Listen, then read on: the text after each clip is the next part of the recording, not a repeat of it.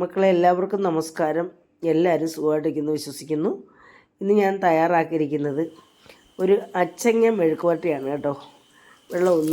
വെള്ളത്തിലൊന്നും വേവിക്കാതെ നല്ല വെളിച്ചെണ്ണയിൽ വളരെ വെളിച്ചെണ്ണ കുറച്ച് രുചികരമായ രീതിയിൽ തയ്യാറാക്കിയിരിക്കുകയാണ്.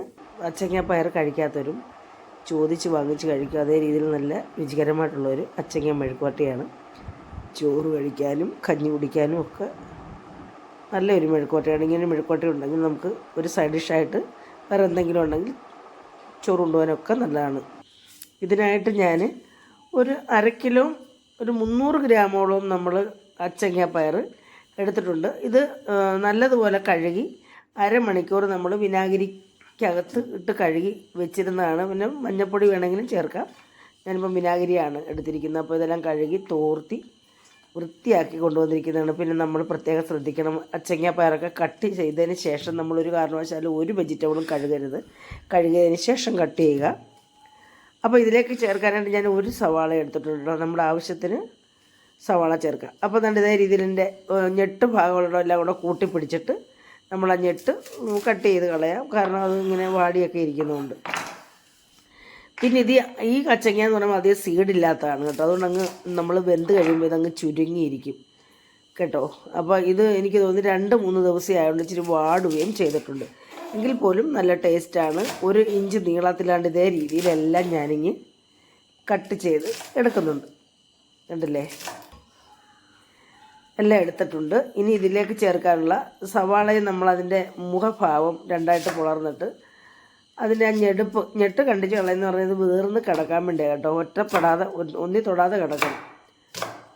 അപ്പോൾ ഇത് നമ്മുടെ ഈ അച്ചങ്ങ പയറിന് ടേസ്റ്റ് കൂട്ടാനും അതുപോലെ തന്നെ ഇത് അധികം ആദ്യം നമ്മൾ വയറ്റൊന്നുമില്ല. അപ്പോൾ നമ്മൊരു ക്രഞ്ച് നമുക്ക് കഴിക്കുമ്പോൾ ഒന്ന് കടിക്കാൻ കിട്ടും. കഴിക്കുമ്പോൾ അങ്ങനെ കിടക്കുമ്പോൾ നല്ലൊരു ടേസ്റ്റ് കേട്ടോ. അപ്പോൾ നമ്മൾ ഇതേ രീതിയിൽ എടുത്തിട്ട് ഒരു പാത്രത്തിലോട്ട് മാറ്റുന്നുണ്ട് കേട്ടോ. ഇതേ രീതിയിൽ കുഴിയുള്ള അധികം നല്ല വിസ്താരമുള്ള അല്ലെങ്കിൽ ഒതുങ്ങിയ ഒരു പാത്രത്തിലേക്ക് ഇട്ട് നമ്മൾ ഉപ്പ് ആവശ്യത്തിനുള്ള ഉപ്പ്, അതായത് 1-1.5 ടീസ്പൂൺ കണക്കാക്കി ഉപ്പ് ചേർക്കുന്നുണ്ട്. അത് മതി. അപ്പോൾ ഈ ഉപ്പ് ചിലപ്പോൾ ഇങ്ങനെയുള്ള അച്ചങ്ങയും വാടിയതായതുകൊണ്ടും ഇത്തിരി ഉപ്പ് പിടിക്കാൻ പ്രയാസമായിരിക്കും. അപ്പം ഞാൻ അതിനകത്ത് കൂട്ടിപ്പരട്ടി ഒരു 10 മിനിറ്റ് വെക്കുന്നുണ്ട്. ഈ സമയത്ത് നമ്മുടെ ഈ അച്ചങ്ങയ്ക്കകത്തുള്ള വെള്ളം ഇറങ്ങി വരും. നമ്മൾ ഈ അച്ചങ്ങയുടെ വെള്ളം ഇതിനകത്ത് മാത്രമേ നമ്മളിത് വെള്ളം ചേർക്കാതാണ് ഇത് തയ്യാറാക്കുന്നത്. വെള്ളം ചേർത്താൽ ശരിയാവില്ല. അപ്പോൾ നമ്മളിതിലേക്ക് പാൻ അടുപ്പേ വെച്ച് പകുതി ചൂടായപ്പോൾ നമ്മൾ 1 ടേബിൾ സ്പൂൺ വെളിച്ചെണ്ണ ഒഴിച്ചു. 1/2 ടീസ്പൂൺ കടുക് വിട്ട് പൊട്ടിക്കഴിഞ്ഞപ്പോൾ നമ്മൾ ആവശ്യത്തിന് കറിവേപ്പില, നമ്മുടെ വീട്ടിൽ ലഭ്യമാകുന്ന കറിവേപ്പില ആവശ്യത്തിന് ചേർക്കാം കേട്ടോ. കറിവേപ്പിലയും ചേർത്ത് ഒന്ന് കൂട്ടി ഇളക്കിയതിന് ശേഷം നമ്മുടെ അച്ചങ്ങ പയറിട്ട് കൊടുക്കും കേട്ടോ. അച്ചങ്ങ പയറിനകത്തുള്ള വെള്ളമെല്ലാം നമ്മൾ ഉപ്പ് ചേർത്തപ്പോൾ ഇറങ്ങി വന്നിട്ടുണ്ടല്ലോ. അപ്പോൾ ആ വെള്ളവും കൂടെ ചേർത്ത് നമ്മളതങ്ങ് നമ്മുടെ ഈ പാനിലേക്കങ്ങ് ചേർത്ത് കൊടുക്കും. എന്നിട്ട് നമ്മൾ ഒന്ന് ഇളക്കി ആ വെള്ളം ജസ്റ്റ് ഒന്ന് വറ്റിക്കും. ഡ്രൈ ആക്കരുത് കേട്ടോ. ജസ്റ്റ് ആ വെള്ളം ഒന്ന് വറ്റിക്കും. വെള്ളത്തിനകത്ത് കിടന്നാൽ ഇത് വാടിയ ഒരു ടേസ്റ്റ് കിട്ടത്തില്ല കേട്ടോ. നമ്മൾ അച്ചങ്ങ പയറൊക്കെ ഒരു കാരണവശാലും വെള്ളം ഒഴിച്ച് വേവിക്കാനേ പാടില്ല. അപ്പോൾ ആ വെള്ളം ജസ്റ്റ് ഒന്ന് തോരാൻ വേണ്ടി ജസ്റ്റ് ഇളക്കത്തേ ഉള്ളൂ. നമ്മൾ അങ്ങ് ഇളക്കത്തില്ല, അങ്ങ് റോസ്റ്റ് ആക്കത്തില്ല കേട്ടോ. ഇങ്ങനെയിട്ട് ജസ്റ്റ് ആ വെള്ളം ഒന്ന് തോർന്നതിന് ശേഷം നമ്മളിതൊന്ന്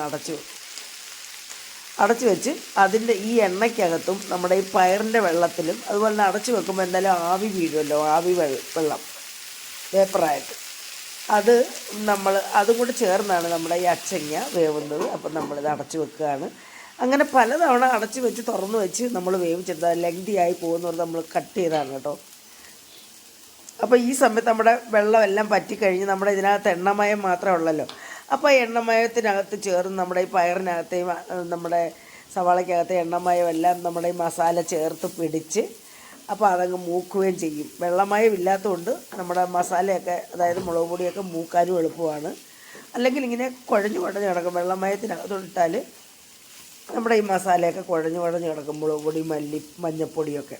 അപ്പോൾ ഇതെല്ലാം കൂട്ടി ഇളക്കി ആ എണ്ണയ്ക്കകത്തെല്ലാം കൂട്ടി ചേർത്ത് നമ്മുടെ പയറിനകത്തും നമ്മുടെ സവാളയ്ക്കകത്തും എല്ലാം നന്നായിട്ട് പിടിച്ചതിന് ശേഷം നമ്മൾ നിരത്തി വെച്ച് വീണ്ടും ആവിക്കകത്തൊന്ന് വേവിക്കുന്നുണ്ട് കേട്ടോ. പലതവണ നമ്മൾ തുറന്നും ഇളക്കി അങ്ങനെ പലതവണ ചെയ്തു കേട്ടോ. അപ്പോൾ അങ്ങനെ കണ്ടില്ലേ, അപ്പോൾ നമ്മുടെ ആവിക്കകത്ത് നമ്മുടെ ആ എണ്ണയ്ക്കകത്ത് നമ്മുടെ അതിൻ്റെ മുളക് പൊടി എല്ലാം മൂത്ത് ഇതിനകത്ത് പിടിച്ചിട്ട് നമ്മൾ ചില്ലി ഫ്ലെക്സ് ചേർക്കുന്നില്ല കേട്ടോ. ഈ കുടലിനൊക്കെ അസുഖമുള്ളവർക്ക് അതിങ്ങനെ അങ്ങനെ എടുത്താൽ അതൊക്കെ വയറിനൊക്കെ പ്രശ്നമുണ്ട്, നമ്മളങ്ങനെ ചേർക്കുന്നില്ല കേട്ടോ. ചേർക്കുന്നവർക്ക് വേണേൽ ചേർക്കാം ചില്ലി ഫ്ലെക്സ് കേട്ടോ. കുരുമുളക് പൊടിയും ചേർക്കാം. അപ്പം അങ്ങനെ പലതവണയായി നമ്മുടെ അച്ചങ്ങാപ്പയറൂടെ വെന്തിട്ടുണ്ട് കേട്ടോ. ടേസ്റ്റി ആയിട്ടുള്ള ഒരു മെഴുക്ക് വരട്ടിയാണ്. കഴിക്കാത്ത കുട്ടികളൊക്കെ ചോദിച്ച് വാങ്ങിച്ച് കഴിക്കും കേട്ടോ. അപ്പോൾ ഇതേ രീതിയിൽ അച്ചങ്ങ കിട്ടുമ്പം ഒന്ന് ചെയ്ത് നോക്കണം കേട്ടോ മക്കളെ. അപ്പോൾ നമുക്കിനി ഇത് സെർവിങ് പ്ലേറ്റിലോട്ട് മാറ്റാം. അപ്പം ഈ രുചികരമായിട്ടുള്ള ഈ എളുപ്പം നമ്മൾ എളുപ്പം ചെയ്തെടുത്ത് കാണിച്ചതാണ്. കുറേ സമയം എടുക്കും കേട്ടോ. അപ്പോൾ നമ്മുടെ അച്ചങ്ങ പയറും മെഴുക്ക് വരട്ടിയുള്ള റെഡിയായി മക്കളെ. എല്ലാവർക്കും ഇഷ്ടപ്പെട്ടാണെന്ന് വിശ്വസിക്കുന്നു. ഇഷ്ടപ്പെട്ടിട്ടുണ്ടെങ്കിൽ ഇതേ രീതിയിൽ ചെയ്ത് നോക്കുക, സപ്പോർട്ട് ചെയ്യുക, കമൻറ്റും ലൈക്കും ഒക്കെ ചെയ്യുക. നിങ്ങളുടെ അഭിപ്രായങ്ങളൊക്കെ കമൻറ്റ് ബോക്സിൽ രേഖപ്പെടുത്തണം കേട്ടോ മക്കളെ. ലൈക്കും ചെയ്യണം. ഹൈപ്പ് എന്ന് പറഞ്ഞൊരു ഓപ്ഷനും ഉണ്ട്. അപ്പോൾ അമ്മയുടെ വീഡിയോസ് കിട്ടണമെന്നുണ്ടെങ്കിൽ ആ ഓൾ എന്ന ഓപ്ഷനോട് ഒന്ന് ക്ലിക്ക് ചെയ്യണം കേട്ടോ. അപ്പോൾ അടുത്ത ഒരു നല്ല വീഡിയോ ആയിട്ട് വരുന്നവരെ മക്കളെ എല്ലാവർക്കും എൻ്റെ നന്ദി, നമസ്കാരം.